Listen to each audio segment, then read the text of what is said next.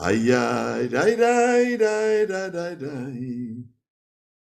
Hello, good morning, everybody. We continue our learning of the Shulchan Aruch. We are in chapter 38, and we are live.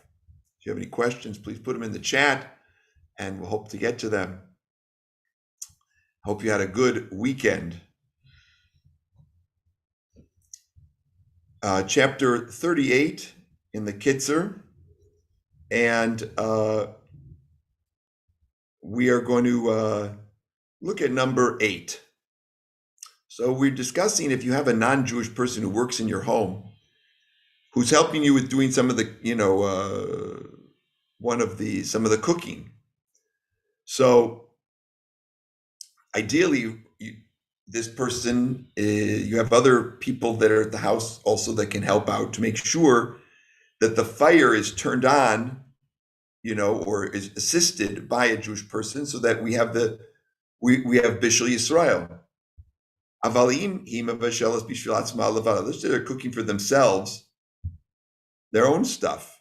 So then the Jewish person is not going to get involved, right? And so we discussed this in the previous class. And so it creates problems. So the way around this is should somebody be in a situation where they have a full-time person who's helping them food preparation, is to have like a secondary kitchen, a little prep area, so that work people at your home can make their own foods and everything, and you don't run into any issues of kashrus or bishul, and then that whole problem is resolved. Okay, number 9. Let's say you have, we discussed this one before, right? You have a non-Jew cooks for somebody who's ill on Shabbos. What do you do in that situation, right? So we know on Shabbos, you're not allowed to cook. But you have a sick person, and they need some food. So you're now having somebody cooking for this ill person. Right? We mentioned last time that you can't use this food after Shabbos, because the work on Shabbos, you can't benefit from it. And only the sick person can. And then after Shabbos, you can make them new food. I had a question.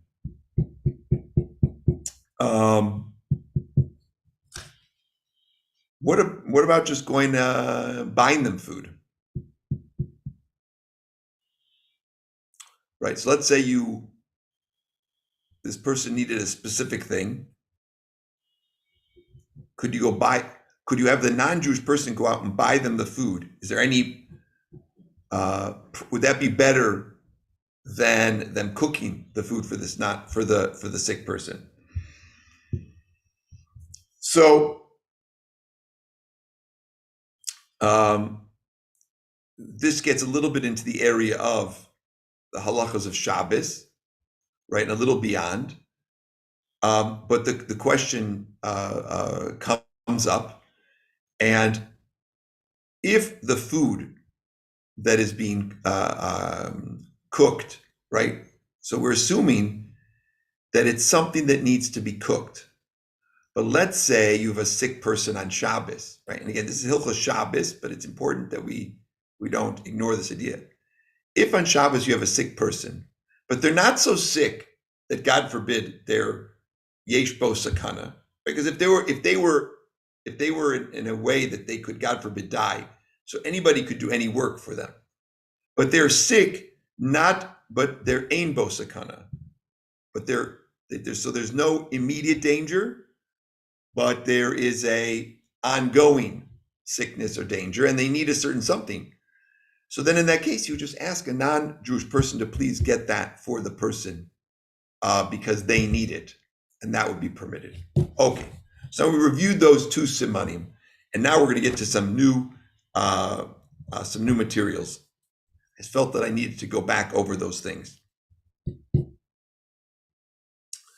We're now going to go into the area of Chalav Yisrael, right? Because we already covered the issue of the beer house and the coffee in number 12.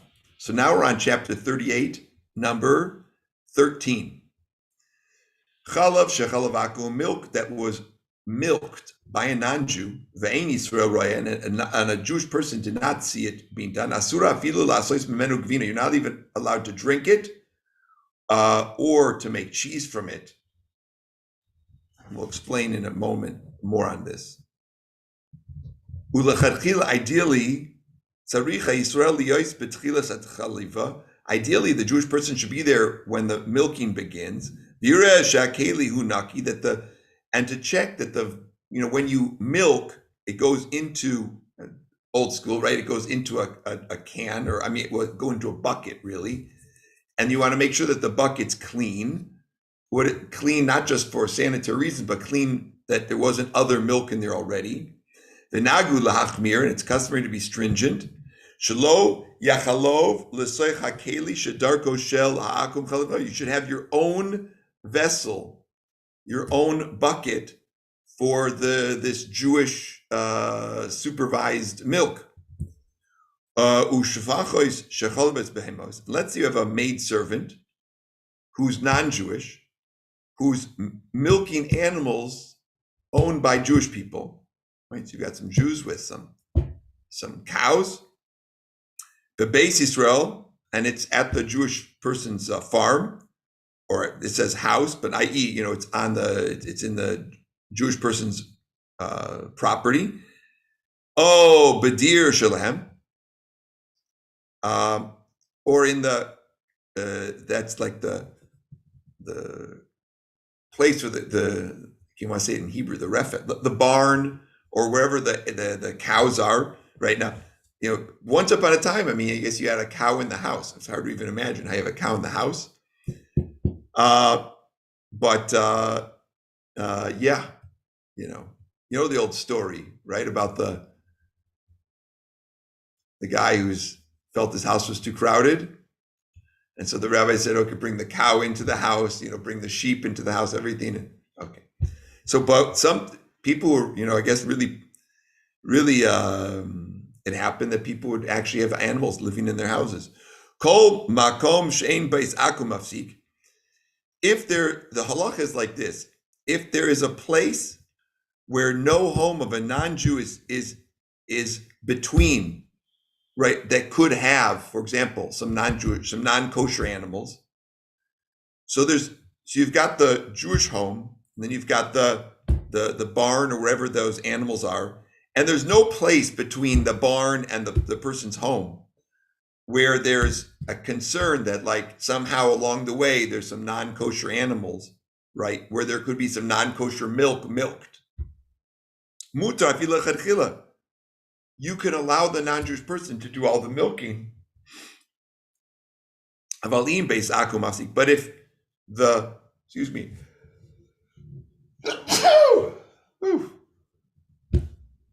so strong I disappeared. Okay. But if the place where the milking's being done is outside of town, and there's a lot of space between there where there's potential for non-kosher animals, then that wouldn't be permitted. So Sham Yisrael, you have to have a Jewish person present the whole time. Afilu katan or katana, ben tisha shana sagi. It doesn't have to be a rabbi. It just has to be, could be a boy or a girl, 9 years old. That's old enough to supervise Chalav Yisrael.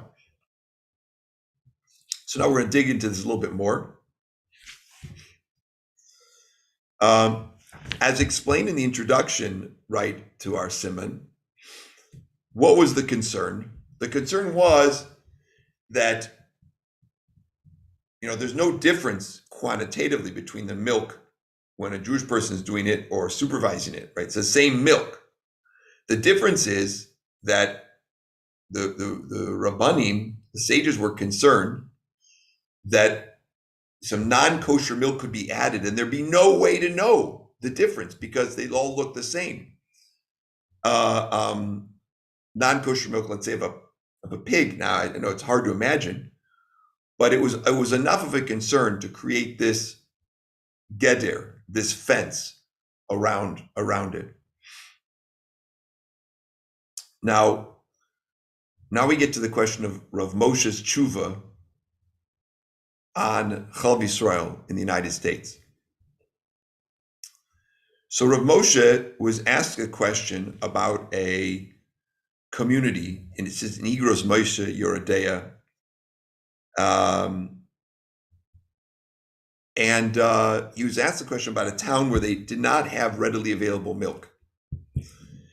And would it be permitted to depend on basically USDA restrictions? Would that suffice that the milk is kosher? That the laws of Chalav Yisrael were intended to ensure that there's kosher supply of milk, right? Not that there's anything different about the milk, but that the milk we are sure is kosher. Can we say that the USDA is strict enough? That the reputable companies under government supervision is sufficient, even if it's a non-Jewish milk company, right? And he permitted, and he said that the producers would not use the milk of any other animal and sell this cow's milk because of the government regulations. So he felt that the strict government regulations were sufficient. So just as when a Jewish person supervises the milk to ensure that no other milk's added, the milk would be permitted because there's a clear knowledge based on this government oversight. And it's as if it has Jewish intervention, Jewish supervision. Now, that psak, was given for a time and a place, and we're going to go into it here for a moment. It only applied in a place where there were strong government regulations to ensure that no milk from a non-kosher animal would be involved. Rav Reuven Feinstein, who was a son, wrote that although such commercial milk is halachically permissible, a Baal Nefesh, somebody who wanted to be more stringent, should use milk that was only produced under Jewish supervision. And I will explain my own personal experience in this area. So you have people, when we lived in Poland, you'd have people who were, in America, who'd come to visit, who were not accustomed to eating Chalav Yisrael in America. And they had become so accustomed to not checking milk that they just assumed that you could go and have milk anywhere in the world. Now, again, I'm not saying that Polish standards, this is in 1990s. So just after Poland has become independent. And, but people would just have milk without really thinking about whether it was, and there weren't strict things in place. There were no EU regulations governing things. It was kind of the Wild West or East, depending on which way you're going, right? So it was definitely an issue that we saw. And then today, would this apply to, let's say, countries under the EU regulation? So I would say that a person who would be soymech would depend on Rav Moshe's tshuva regarding milk in the United States, could also depend on the oversight of milk in the EU, and for that matter, let's say in England, even though they pulled out of the EU, they have strict things. A Baal Nefesh, in other words, a person who wants to be more strict in their observance of kashrut, wouldn't depend on these things. And so while the OU and many other companies have plenty of products that are kosher, they're 100% kosher, I have no doubt. But if a person is looking for a place to have upgrade their their kashrut practice, Chalav Yisrael is one area where in the United States it's quite easy to do because of the just widespread availability of Chalav Yisrael things. It does knock out things like going to have a Snickers. And for some people, that's a big problem. I would say that, everybody should go. I'm not telling people what to do. We're learning halacha here, But Chalav Yisrael is definitely a big area where creates some, also can create some issues. We've enjoyed being Chalav Yisrael, and because our Rabbanim were, and I'm happy to speak to anybody else about it another time. Now, the next one, number 14, deals with a cheese. So let's just quickly do that one, and then we'll discuss butter. Gavina akum asura, cheese made by a non-Jew is not permitted. And we'll explain, right? Right? Because they're worried that some other non-kosher stuff could be involved with the production of the cheese. But if a Jewish person supervises the milking and the making of the cheese, if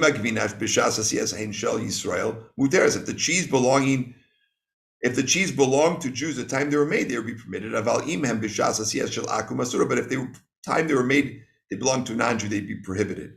So now we have to get into cheese ownership.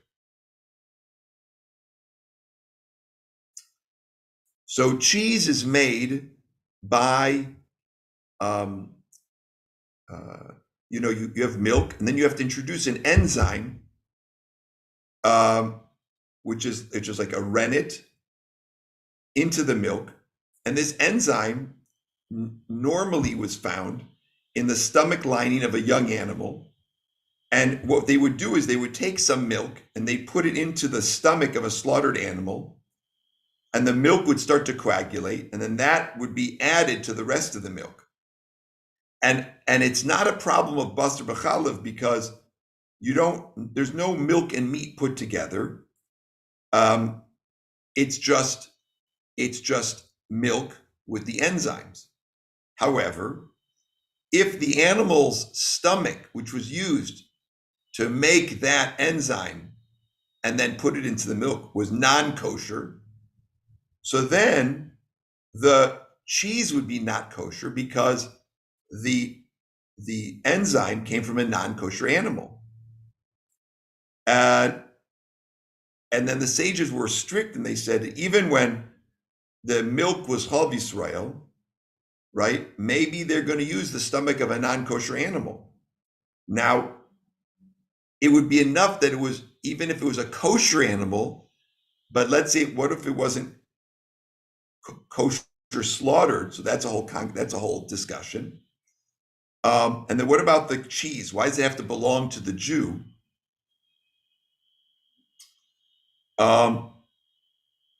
So the idea being that they wanted to make sure that everything involved in making the cheese was kosher. Now today, nobody uses the stomach linings.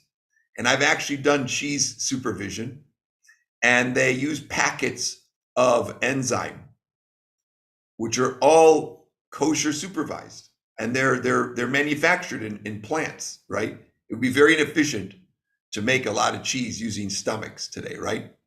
So it's all done in commercial facilities, which are almost all under rabbinic supervision.